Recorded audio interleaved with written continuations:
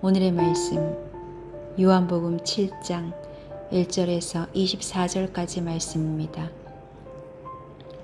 그 뒤에 예수께서는 갈릴리를 두루 다니셨다. 유대 사람들이 자기를 죽이려고 하였으므로 유대 지방에는 돌아다니기를 원하지 않으셨다. 그런데 유대 사람의 명절인 초막절이 가까워지니 예수의 형제들이 예수께 말하였다. 형님은 여기에서 떠나 유대로 가셔서 거기에 있는 형님의 제자들도 형님이 하는 일을 보게 하십시오.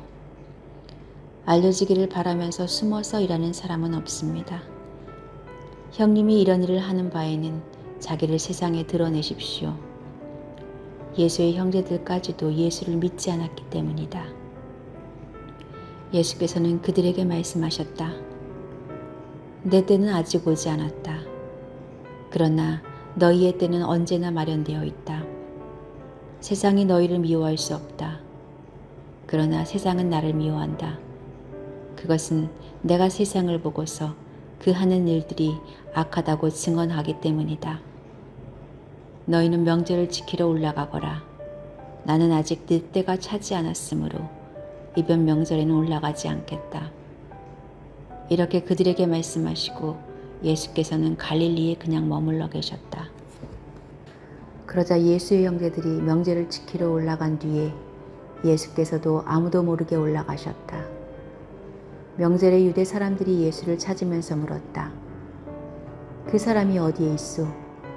무리 가운데에서는 예수를 두고 말들이 많았다. 더러는 그를 좋은 사람이라고 말하고 더러는 무리를 미혹하는 사람이라고 말하였다. 그러나 유대 사람들이 무서워서 예수에 대하여 드러내놓고 말하는 사람은 아무도 없었다. 명절이 중간에 접어들었을 즈음에 예수께서 성전에 올라가서 가르치셨다. 유대 사람들이 놀라서 말하였다. 이 사람은 배우지도 않았는데 어떻게 저런 학식을 갖추었을까? 예수께서는 그들에게 대답하셨다. 나의 가르침은 내 것이 아니라 나를 보내신 분의 것이다. 하나님의 뜻을 따르려는 사람은 누구든지 이 가르침이 하나님에게서 난 것인지 내가 내 마음대로 말하는 것인지를 알 것이다. 자기 마음대로 말하는 사람은 자기의 영광을 구하지만 자기를 보내신 분의 영광을 구하는 사람은 진실하며 그 사람 속에는 불의가 없다. 모세가 너희에게 율법을 주지 않았느냐? 그런데 너희 가운데 그 율법을 지키는 사람은 한 사람도 없다. 어찌하여 너희가 나를 죽이려고 하느냐? 무리가 대답하였다. 당신은 귀신이 들렸소. 누가 당신을 죽이려고 한다는 말이요? 예수께서 그들에게 말씀하셨다. 내가 한 가지 일을 하였는데 너희는 모두 놀라고 있다. 모세가 너희에게 할례법을 주었다.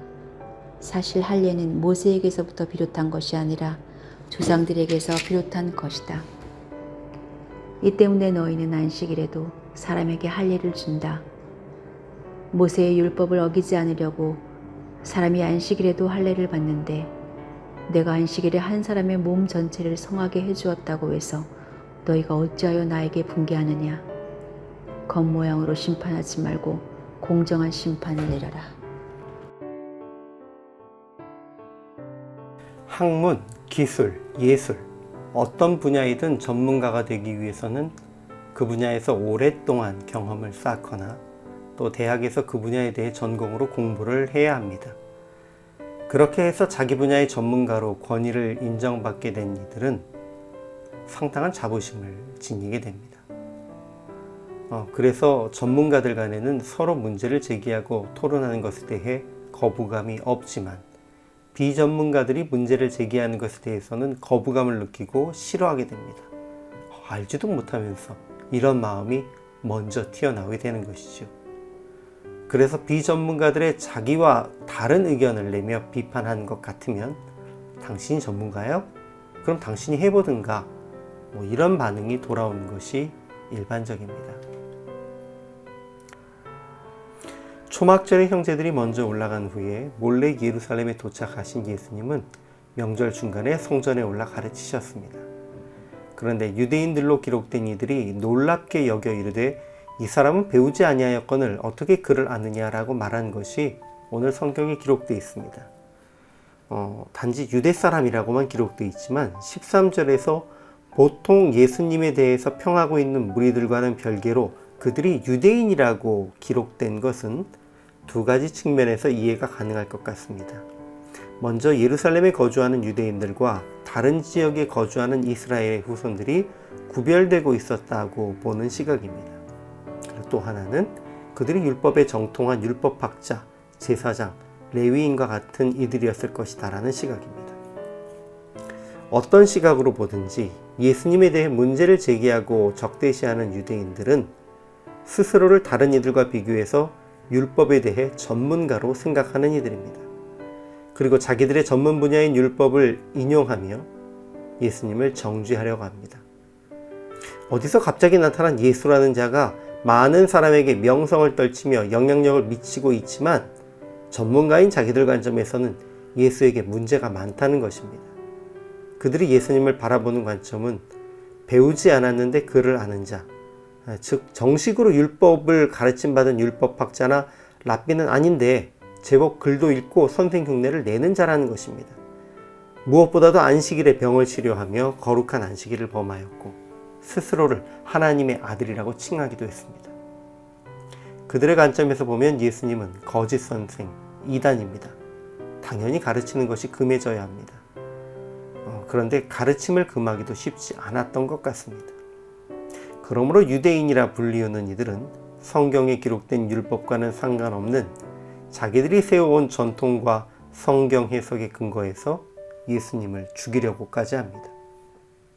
예수님은 이런 그들의 행동과 마음을 아시고 성경을 근거로 비판하십니다. 안식일을 할지라도 태어난 지 8일째 되는 아이에게 할례를 주고 안식일이라도 구덩이에 빠진 짐승은 꺼내어 줍니다.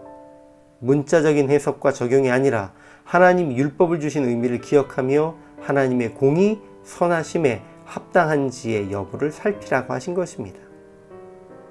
그러면서 그들이 예수님을 미워하고 죽이려 하는 것은 근본적으로 하나님의 법을 거역하는 잘못을 저지르는 것이다라고 지적하셨습니다. 외모로 판단하는 것, 겉으로 드러나는 현상으로 판단하는 것, 자기들의 경험에 근거해서 본래 하나님의 의도를 생각하지 않는 것, 이런 모습이 당시 예수님을 대적하는 유대인들의 모습이었습니다. 그런데 이런 모습이 지금의 교회와 성도들 가운데도 여전히 많이 보이고 있습니다. 이것이 육체 가운데 이 세상을 살아가는 우리들의 한계인 것 같습니다. 그러니 우리가 이미 성경을 하나님의 말씀과 가르침을 잘 알고 있다는 생각에서 벗어나서 다시 한번 말씀을 곰곰이 묵상하고 우리 삶 속에 적용해 보아야 하겠습니다. 이를 통하여서 예수님의 책망 앞에 겸손히 무릎 꿇고 우리의 신앙과 삶을 새롭게 하기를 소망합니다.